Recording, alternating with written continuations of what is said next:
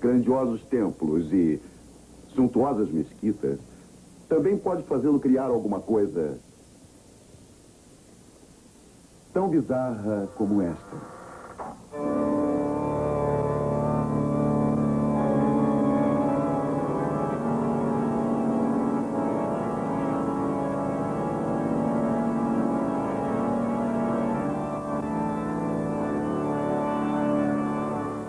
Estamos na Igreja de Todos os Santos em Sedlak, Tchecoslováquia, cujo interior é totalmente decorado com assustadores restos de seres humanos. Virtualmente, todas as partes desta igreja são uma cruel lembrança da morte. Em 1600, a igreja era um espetáculo com altares em mármore e objetos sacros em ouro e prata. Então, um bando de vândalos a atacou, saqueando-a e levando todos os seus haveres.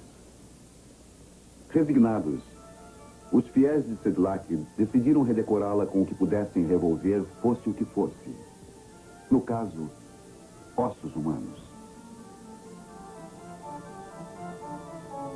Eles desenterraram os restos de quase 40 mil pessoas para compor aquele que é, sem dúvida, o mais macabro interior de toda a cristandade. Entre as curiosidades, este candelabro feito com maxilares e crânios. É dos mais exóticos atos já praticados em homenagem à nobreza. Centenas de ossos humanos compõem a forma do velho brasão da família Schwarzenburg. Você pode vir a Sedlak, Tchecoslováquia, e ver por si mesmo. Acredite, se quiser.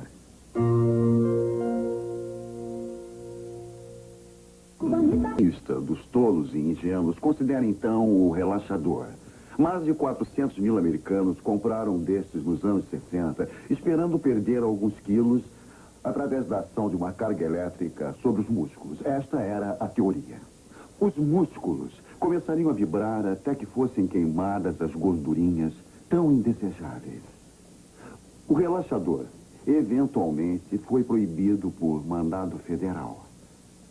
Foi declarado que a única coisa que os gordinhos perderam foi seu dinheiro. $249 e 50 centes.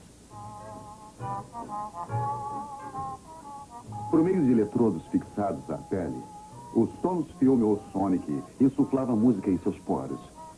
Seu inventor garantia que, absorvendo a música Smoke Gets in Your Eyes, o seu reumatismo estaria curado. Mas existe alguma coisa esperançosa arraigada no espírito humano, sempre impaciente por curas rápidas, mesmo do incurável. Por isso mesmo, futuramente, ainda teremos mais e mais aparelhos como estes no Museu de Medicina Curandeira.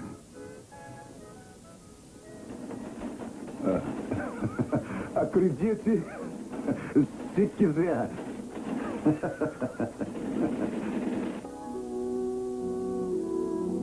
Rothenburg, uma preciosidade entre as cidades germânicas na Idade Média, é hoje tão bela como antes.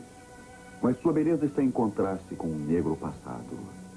A parte medieval da história nunca foi tão vivamente retratada como aqui. Aqui, na cidade de Rothenburg, no Museu do Crime.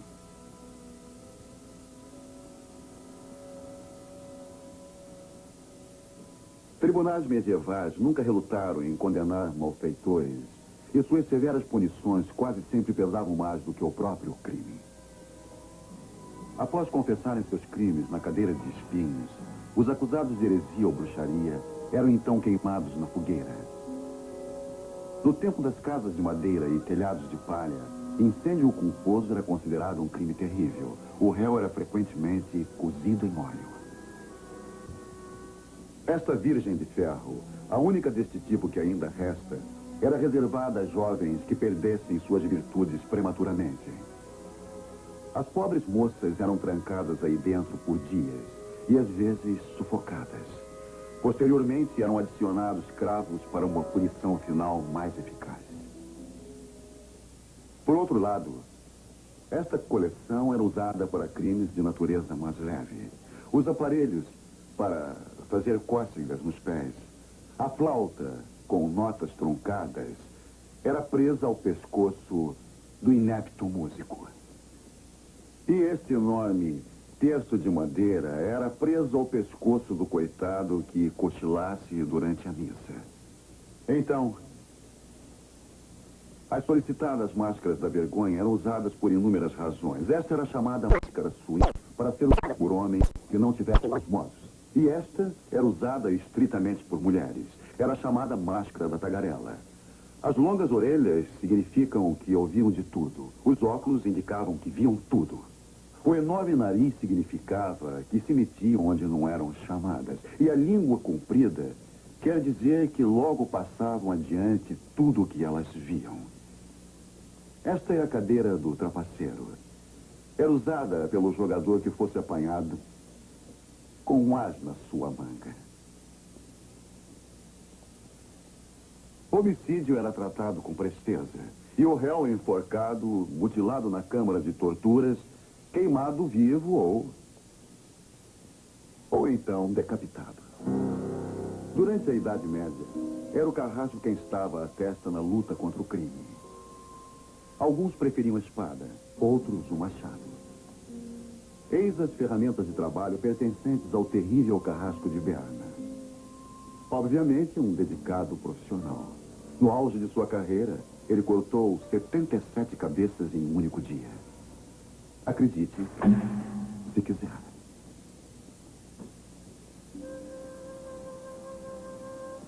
Michael Faraday, o grande físico inglês,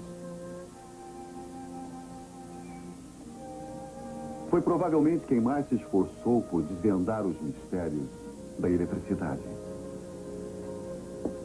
O seu laboratório tem sido preservado aqui na Royal Institution, em Londres, onde foram feitas muitas das suas descobertas. Este é o primeiro motor elétrico do mundo. Inventado por Faraday em 1821. É o precursor dos gigantescos dínamos e transformadores do século XX. Porém, o mais impressionante exemplar de sua carreira está exposto aqui no Museu Alemão, em Munique. Talvez o maior museu tecnológico do mundo. Uma de suas atrações é a fabulosa esfera de Faraday. Faraday propôs que, com o aterramento adequado, uma carga elétrica, ao invés de passar através de uma esfera de metal, passaria ao seu redor. Esta foi a teoria que o levou a progressos, tal como o forno de micro-ondas e o porquê do seu carro ser um local seguro para se ficar durante uma tempestade elétrica. Mas primeiro a teoria tinha de ser provada. Então Faraday construiu uma versão primitiva da esfera que vocês veem aqui. E a despeito de avisos de que poderia ser eletrocutado, ele entrou nela. Vamos reconstituir a mesma experiência que Michael Faraday conduziu há quase 150 anos no Royal Institution. Um voluntário representa Faraday dentro da esfera. Tudo pronto. É dado sinal. Atenção. 220 mil volts são descarregados no homem dentro da esfera.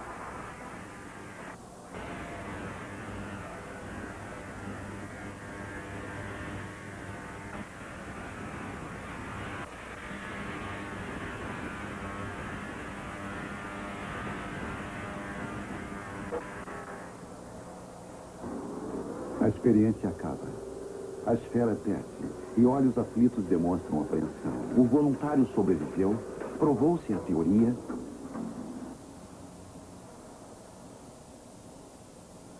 A teoria está provada.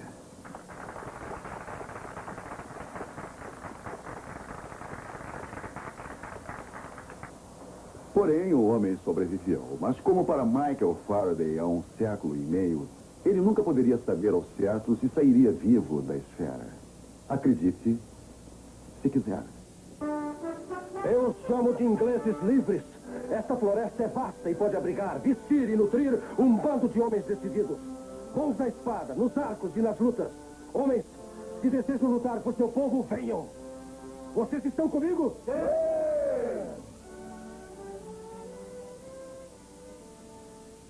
A tradição diz que este grande e antigo carvalho, com mais de 1000 primaveras, foi no passado o ponto secreto de encontro de Robin Hood e seu alegre bando. Fato ou ficção? Vocês vão logo descobrir. Para muitos de nós, a mais vibrante imagem de Robin Hood é aquela perpetuada num clássico de Errol Flynn. Não sabe que é pena de morte para quem abater a caça do rei? Sim, xerife, morte por fome se eu não o fizer.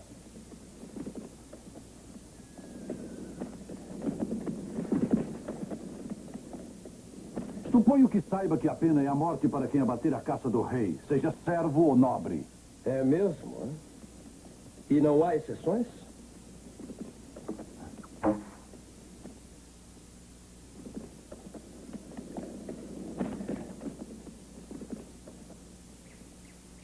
É o bastante para o Robin Hood mito. Mas e o Robin Hood de fato? Ele e seu alegre bando existiram mesmo? Existiram. Estas lendas deixaram provas. Eis uma delas. Em 1784, um certo capitão Saddleworth, cético da saga de Robin Hood, obteve permissão para abrir esta sepultura. Entre os restos, ele encontrou um fêmur com um pouco mais de 70 centímetros, que pertencia a um homem de 2 metros e 8 centímetros de altura, a altura atribuída ao pequeno John. Numa calma igreja rural em Essex, jaz a filha de um nobre que preferiu viver na floresta de Sherwood como esposa de um fora da lei. Segundo diziam, seu nome era Matilda Fitzwater, mas na história é conhecida como Maid Marian. Pela tradição, quando Matilda casou-se com Robin Hood, ela mudou seu nome para Maid Marian para proteger a reputação de sua família. E sobre o próprio Robin Hood? Robin veio a este mosteiro em Yorkshire porque estava doente e porque sua prima, a Madre Superiora, era praticante de flebotomia. Um tratamento muito comum naqueles dias.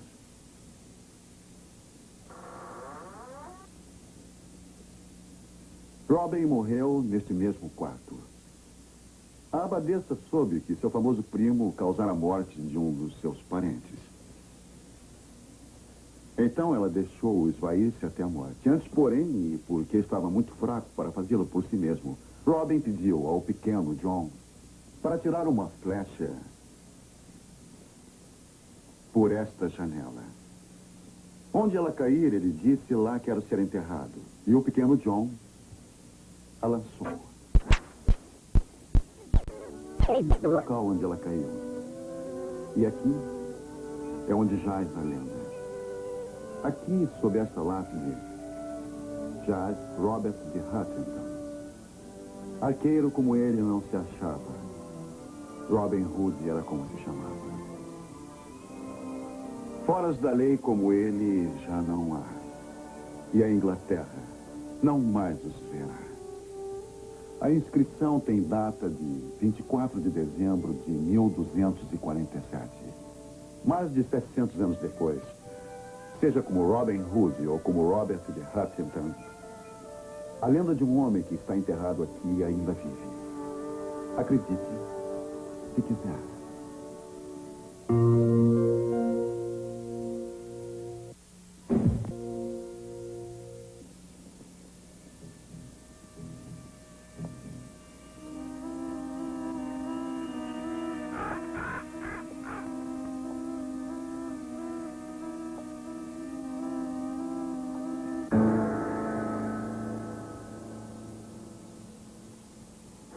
Fantasmas. Dizem que estão todos à nossa volta. Reis, rainhas e ladrões comuns. Eles andam por aqui. A Torre de Londres. As palavras são um presságio, tal como as fortalezas sinistras que repousam às margens do Tâmisa. Guardiã da glória da Inglaterra, das joias da coroa, dizem que a torre também protege os fantasmas reais. Sede da família real por mais de 300 anos, a Torre Sangrenta ganhou seu novo nome quando Ricardo III conspirou contra seus sobrinhos, o príncipe Eduardo e Ricardo, duque de York.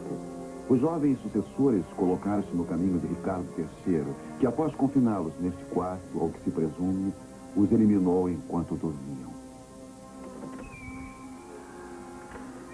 Talvez para lembrar as pessoas destes crimes horríveis, dizem serem vistos 2 pequenos fantasmas vestindo camisolas brancas e andando de mãos dadas pelos corredores da Torre Sangrenta. Sir Walter Raleigh, eminente historiador, cientista e aventureiro, foi por 3 vezes aprisionado na torre, vítima de trama política. Enquanto aguardava seu encontro com o Machado do Carrasco, Raleigh começou a fazer caminhadas diárias. Talvez ainda as faça. Sentinelas afirmam terem visto o fantasma de Sir Walter em noites de luar, andando de lá para cá ao longo destas muralhas.